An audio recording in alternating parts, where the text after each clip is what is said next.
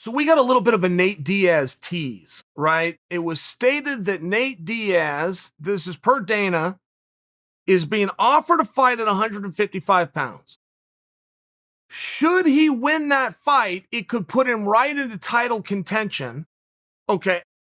So while you're trying to digest that, while you're thinking about that, think about this. Dana's also predicting that we'll see Nate Diaz fight twice this year at 155 pounds.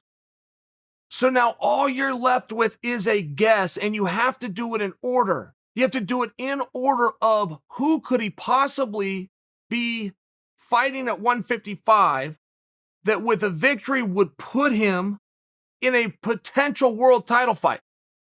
Because look at the hammers you got here. Okay, we're talking about Conor. We're talking about Poirier. We're talking about Chandler. We're talking about Dan the Hangman. You've got Charlie Olives, who spoiled the party.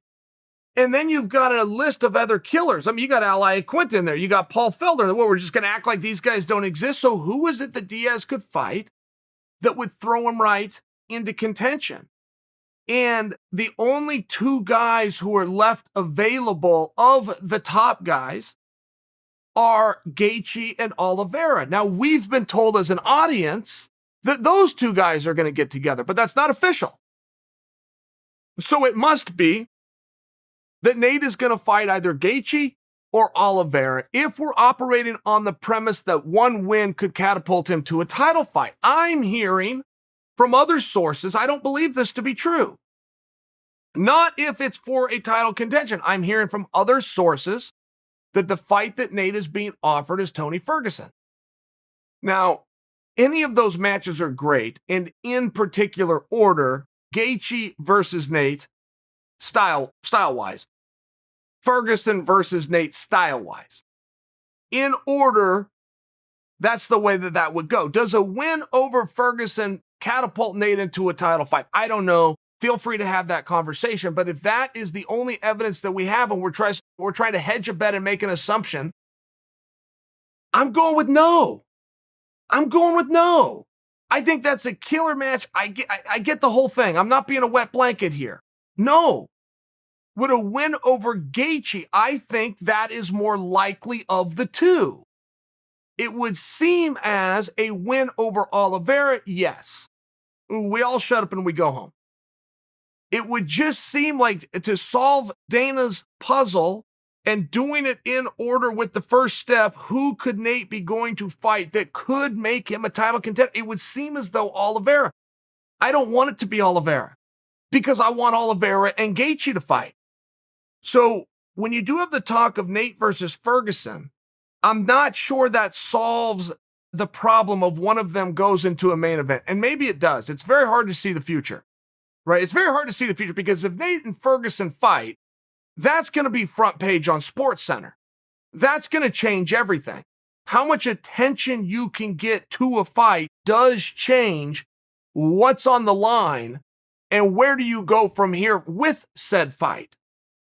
So it's hard for me to close my eyes and predict. I'm just not great at that. And I understand that would be a big fight, but until it happened, it's hard for me to think that anybody's going to cut the line in front of the horses that are there. Right?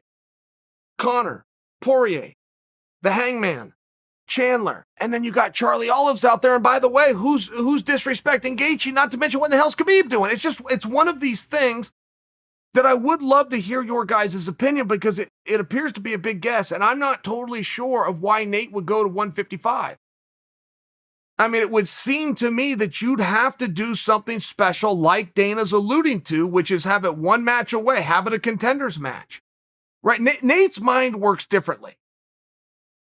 If you guys say, hey, Nate, go fight Ferguson, everyone wants to see it and are all going to love it. I'm telling you right now, without even picking up my phone and calling Nate is going to say, no, I want a guy who's a winning streak.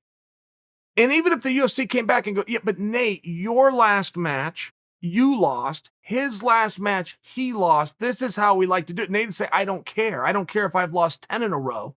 I want the most successful, baddest dude in the world. Like his mind just works differently. Nate is likely to have an appreciation and a respect for Tony Ferguson that could make a little bit of potential for that. I'm stopping because I don't think it satisfies the clue that Dana gave us, which is it could be one win away from a championship. That's the part I'm getting stuck. And I also get stuck on the idea of Nate coming back to 155. Don't forget, Nate's last fight at 170 sold out Madison Square Garden. Nate has proven he can do it at any weight class that he wants to do it that. Now, hold that thought. Hold that thought. Because Dana also came out and said, I'm going to have a conversation with Khabib. And we were told a number of weeks ago that they had a meeting set up. Dana said, it's going to be a 5-minute meeting. I'm going to ask him if he wants to fight. That's it. If he comes back and tells me no, we're done talking. If he comes back and tells me yes, I can then spread some ideas in terms of the who, what, when, why, and where. But it's going to be a real quick talk. Now, I appreciated that. I found that very refreshing. I found it very refreshing for a couple of reasons, which is one, Dana's not being rude to Khabib. He's showing respect to Khabib. He said, I'm not going to pressure this guy into anything. I'm not going to beg him to do anything. I'm not going to dangle a carrot, but I am going to talk to him. I realized what he said right when he retired, but that was on the cusp and the heels of a few very emotional things. And if some words were formed and came out of his mouth into a microphone, I'm not going to hold him accountable for it. Right? And that's a real thing. I mean, Khabib could have, to Dana, and Dana said, I forgive you for it, or he could do what he did and said, I'm going to walk away and I don't want to come back. And Dana said, no problem. We'll do exactly what you want to do. Just take a breather and tell me it one more time. Okay. In conjunction with this, stay on 155, guy. 155 is in the spotlight right now. 155 is in a major spotlight with a lot of questions that do largely have to do with what is Khabib's response to Dana in this 5-minute talk going to be, because now Conor McGregor is coming out. And Conor McGregor did have an opinion on Nate Diaz, and the opinion was very simple, which is, if Nate and I fight again, I don't see any reason we wouldn't do it at 170. We fought twice at 170. We've split. If you're talking about a trilogy, same. He then furthered the thought by saying, however, if there's belts or contenderships or reasons specifically to do it at 155, I'm all ears. And I will tell you, I have heard major rumblings, as have you, that Conor has been secretly a pain in the ass. We've all heard that secretly Conor has been a real headache to deal with.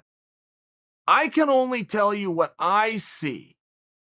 And what I see and I hear from Conor, and albeit there appears to be something we're not, but if I'm to judge Conor on what I hear and what I see, this guy is a breath of fresh air.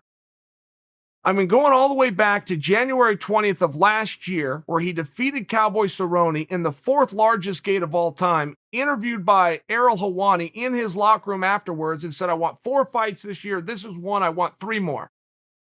And everyone was calling him out. I remember Paul Felder being cage side calling this fight, and Conor pointed to Felder and called him out right there. And they said, well, what about Khabib? Khabib's fine. Well, what about Masvidal? I mean, they kept trying to throw him questions, waiting for him to flinch. And Conor said, that's all fine. I just 3 more times this year. I got a little off track in my personal life, my private life.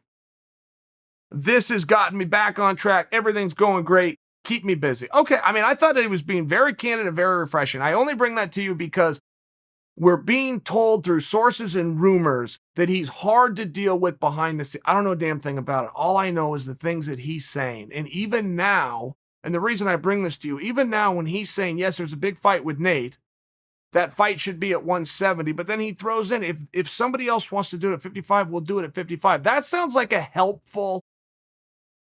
very helpful attitude to me. I do think there was a miss in 2020. I think the miss was not giving Conor those 3 other fights, or 2 of those 3 fights, or 1 of those fights. I think if we look back and we were fair with ourselves, that was a miss. New year, new start. Let's not make the same mistake twice.